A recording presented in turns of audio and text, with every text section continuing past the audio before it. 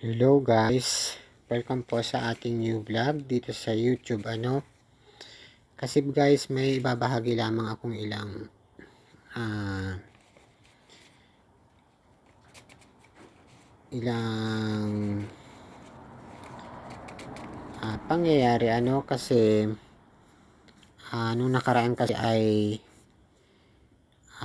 ayaw tumigil ng lagnat natin. Siguro magdadalawang araw na ayaw tayong tigilan ng lagnat.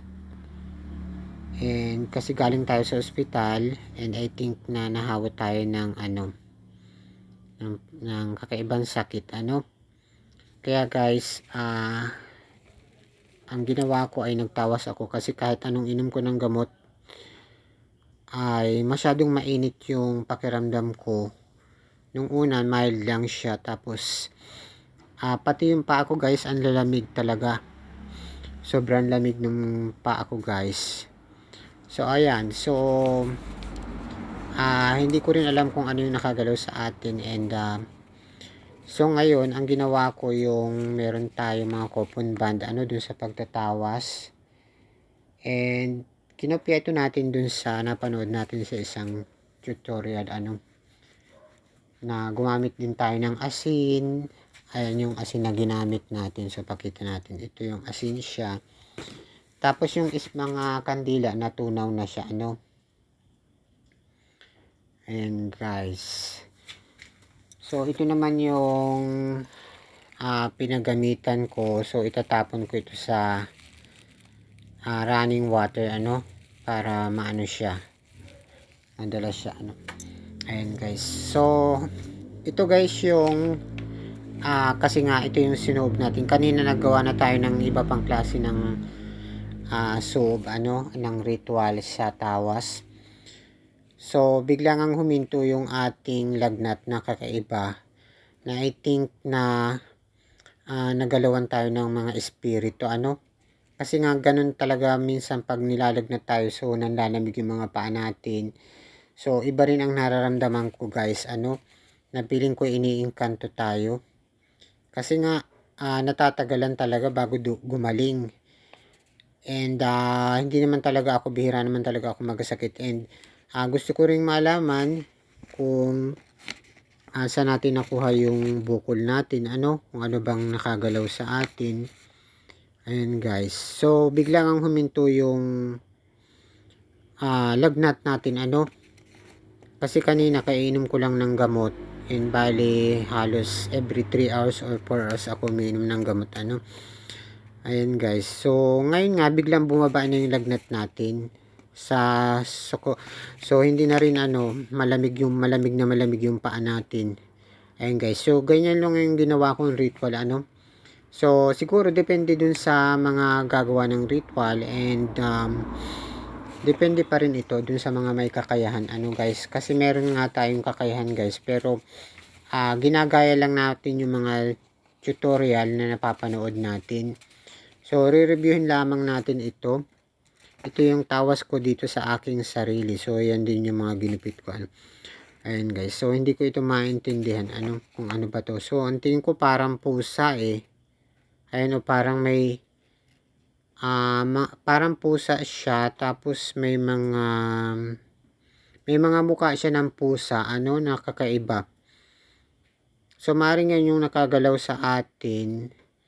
Hindi ko lamang alam kung ito yung engkanto na nagbigay sa atin ng kakaibang bukol guys. Basta yun yung nakita ko. Saka meron din siya mga buhok-buhok. Ayan guys. So talagang kakaiba siya. And ngayon nga totally huminto na yung lagnat natin. Siguro mag-i-stop na muna ako pag inom ng gamot kasi nga nabububog na tayo dun sa gamot. Ayan guys. So ganyan yung ginawa ko talaga. Ayan, para huminto yung lagnat natin. And I think na nai-engkanto rin talaga tayo kasi nga depende na rin yan sa paniniwala ninyo. So ako naman may kakayahan talaga ako. So yun ang ginagawa ko. So depende kasi yan guys sa paniniwala natin So iba-ibang klase ng style ng panggagamot yan. And ako naman hindi ko pa ito ginagawa talaga professionally. Bali for own sake lang muna Ayan guys. Pero tingin sa atin ng iba na talagang professional na tayo dito sa lugar namin.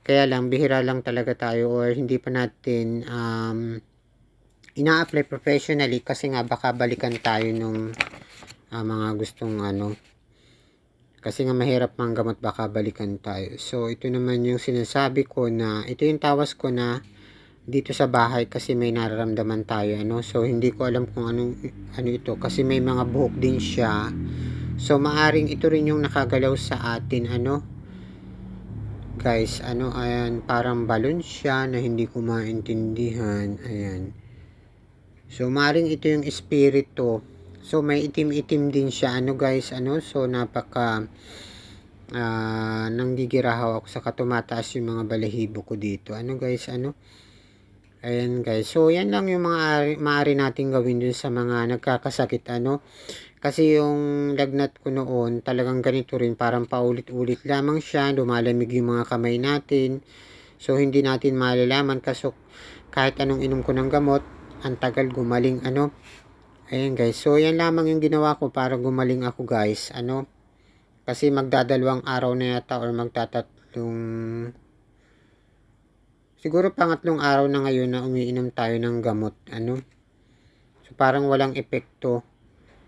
Ayan guys, so yan,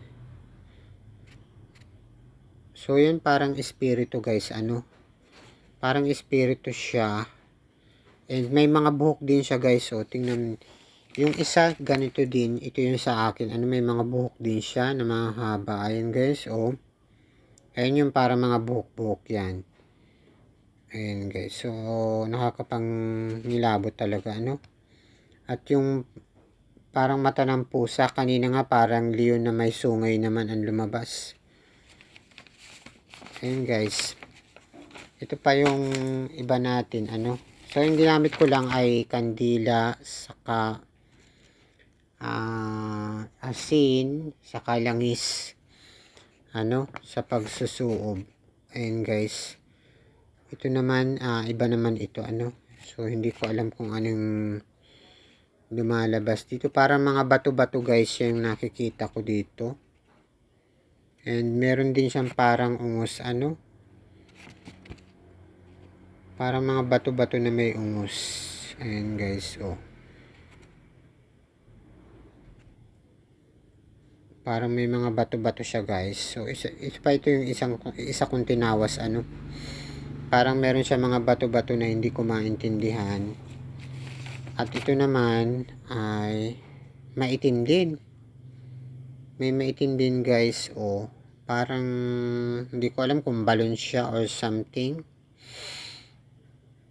parang balon siya, hindi ko maintindihan. May mga itim-itim kasi guys, siguro mga maaring mga manggagalaw yan mga espiritu siya or something, mga masasamang espiritu.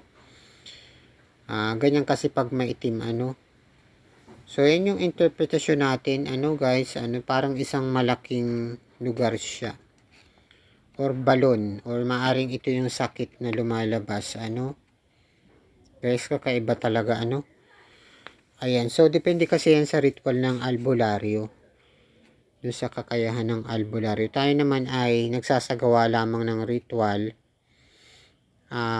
sa mga karamdaman natin ayan guys, so depende na yan kung paniniwalaan nyo guys, basta ito yung aking ways, kasi kanya-kanya tayo ng ways kung paano ba tayo magpapagaling, and para sa akin naman ito yung mga ginagawa kong ritual, so hindi lang ito, may iba pa tayong orasyon sa mga sakit at karamdaman. So yan yung guys na ibabahagi ko sa ating vlog sa ngayon, and yun nga guys kung sakali na may lumalabas makikita natin saka malalaman natin yan kung bakit tayo ginagambala ng mga hindi pangkaraniwan guys ayan guys, mga kakaibang hugis ang lumalabas may mga may itim saka parang may mga buhok-buhok siya. So yan guys yung may share ko na vlog natin, and sana maibigan niyo yung aking mga share na kakaibang content ano, na paraan ng pagtatawas na natutunan natin din dito sa YouTube ano. So iba't ibang pamaraan kasi ng panggagamot guys ano. So hindi lamang iisa ano pagdating sa mga albularyo. At ako naman ay hindi ko pa ito ina-apply personally kasi nga pansarili lamang natin ano. Pero may kakayahan talaga tayong manggamot ano. Unang-una, syempre, minsan nawawala ng bisa, lalo na pag ipagmamayabang mo or something. Ayan guys. So mahirap kasi guys maging albularyo ano kasi marami kang isasaalang-alang at marami kang mga bagay na ayan nga tulad na lamang nung nahihirapan tayo sa panggagamot kasi nga marami akong isinaalang-alang ng mga bagay ano. Kaya nga ang priority ko muna yung mga sarili natin ano kasi nga mahirap manggamot kasi nga baka balikan tayo ng mga hindi pangkaraniwan guys. So yung mga nakikita ko nga guys, ayan parang may mga buhok-buhok siya na hindi ko mawari. Ayan guys, yun yung mga parang buhok-buhok. Ayan guys, so yan lamang yung ginagawa natin ano kasi nga para gumaling tayo kasi nga pag nagkakasakit tayo ng ano, parang may feeling talaga ako kakaiba kasi nga sunod-sunod siya na ayaw gumaling talaga ano. Parang feeling ko naiingkanto talaga tayo hanggang sa minsan umaabot na ma-hospital na tayo ano. Ayan guys, kasi nga malalamig yung mga paa natin na hindi natin maintindihan na parang feeling ko iniingkanto talaga tayo guys. So yan yung ginagawa ko na pamamaraan upang gumaling tayo kasi nga nagkasakit tayo ngayon pa lang ano. So ngayon guys, nagpapasalamat ako kay Lord kasi nga huminto na yung aking ano guys, yung lagnat ko na feeling ko pneumonia at feeling ko may kasama ring galaw guys ano. Kasi hindi naman lahat ng sakit guys ay talagang physically ano. Meron din kasamang spiritual tulad nun sa atin guys, spiritual. Kasi nga meron din tayong mundo ng spirit world ano. Guys, so yan yung pinag-aaralan natin ano, na tayo ay nasa spirit world. Tulad nung kakayahan ko ano, na meron talaga akong kakayahan sa pag-aaral ng mga spirit world kasi nga nabubuhay tayo sa mga spirit world ano. Kung kaya kailangan natin pag-aralan yung mga bagay ng ganito guys na bilang isang albularyo naman or faith healer ay meron ako guys na panuntunan din ano sa sarili ko na pinaniniwalaan ko. And kasi kanya-kanya tayo ng pinaniniwalaan guys ano. So ang kailangan lang natin guys ay naniniwala tayo sa mga pinaniniwalaan natin or kung tayo ay magsasangguni sa albularyo ay dapat ay naniniwala tayo guys ano. Kasi pag hindi rin tayo gagaling guys ano. Yun lamang ang aking panuntunan guys ano. Ayan. So yan yung mga tinawas ko guys ano. Isa na dito yung sa ating sarili at ito naman yung sa ating sarili. Ito naman yung dito sa pamamahay natin. Ayan guys, yung lumalabas parang may mga buhok-buhok. Kaya ako'y kinikilabutan guys ano. Ayan guys, so depende kasi ito dun sa paraan natin ng pagpapagaling. Kung paano ba natin pagagalingin yung ating sarili or yung mga paranormal na nai-encounter natin na hindi natin alam kung tayo nai-engkanto na, kung tayo nakukulam or nababarang guys. So iba't ibang klase lamang yun ng pamamaraan at meron din akong ginagamit na mga Latin ano. Latin talaga ng mga dasal-dasal pero kailangan din ng visa guys ano. So meron naman tayong visa kasi nga meron tayong kakaibang taglay ano na ayaw nating ipagsabi kasi nga hindi pwedeng ipagsabi siya.